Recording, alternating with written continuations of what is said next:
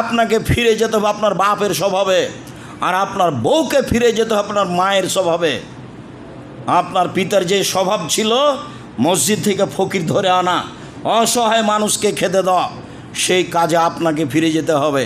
ঢাকা শহরে বসবাস করেন, 150 চাউল রান্না করেছেন, মেহমান আসলে স্বামী বউ বলা বলি করে, কি করবে, চানাচের বিস্কুট দিয়ে বিদায় করে দাও।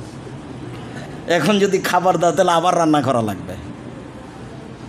আব্দুল্লাহর বক্তব্য শোনেন।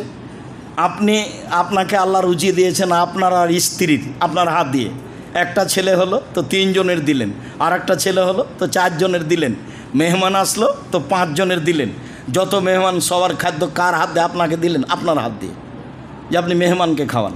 যার জন্য বলে রেখেছি, মাকে বলে দিবেন, পিতাকে বলে দিবেন, বোন আসলে আমার বাসায় খাবে, ভাগনা ভাগ্নি আমার বাসায় খাবে, আমার পিতার বন্ধু বান্ধব আসলে আমার বাসায় খাবে, আমার মায়ের আত্মীয় স্বজন আসলে আমার বাসায় খাবে।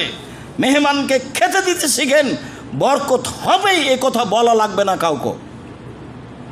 মান বাড়বেই, অর্থগতভাবে মান বাড়বে, সম্মানগতভাবে মান বাড়বে।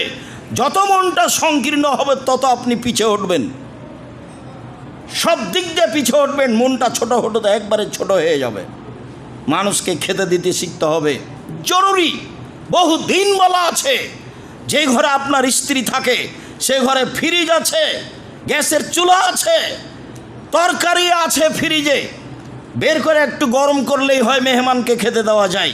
আপনি রাত 10টায় মেহমান নিয়ে গেছেন, আপনার স্ত্রীকে বলছেন খালেদা উঠো একটু তরকারি গরম করো, মেহমানকে খেতে দিতে হবে। বউ নাক সিটকে নিতে বলছে, হ্যাঁ তুমি রাতে মেহমান নিয়ে আসো, হিসাব পাও না, কে এগুলো করবে? বলা আছে, এই কণ্ঠ আপনার মা শুনেছে, বয়স তার 80 বছর।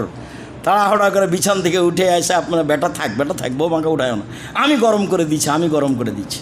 উনি যখন মেহমানকে খাওয়াতেন তখন ঢেঁকিতে ধান ভেঙে চাউল রেডি করতেন, চাঁপাইনবাবগঞ্জে ঝাঁটা আটা তৈরি করে মানুষের খাওয়ার ব্যবস্থা করতেন। আপনারা ছিলেন 12 ভাই বোন, 2 জন ছিল কিষান কামলা, 14 জন। আপনার বাপ রাতে 2 জন মেহমান ধরে নিয়ে এসছে ফকির, এবার হলো 16 জন মানুষের খাওয়া রেডি করে আপনার মা, এইভাবে তার জন্য সহজ হয়। তারপরে আপনারা 12 ভাই বোন, একটার পর একটা আছে, কান্নাকাটির মাঝে, হইজয়ের মাঝে, তাকে দুধ দেওয়ার মাঝে, তারপরেও কোনো সমস্যা হয়নি। আর আপনার কিছুই নাই, তবুও খালি সমস্যা, একান ছেলে, কানার কচড়া, তাও নিয়ে এই সেই কত কিছু হিসাব হয় না। ফিরে যেতে হবে বাপের স্বভাবে, ফিরে যেতে হবে মায়ের স্বভাবে। 3টি কারণে মান বেড়ে যাবে।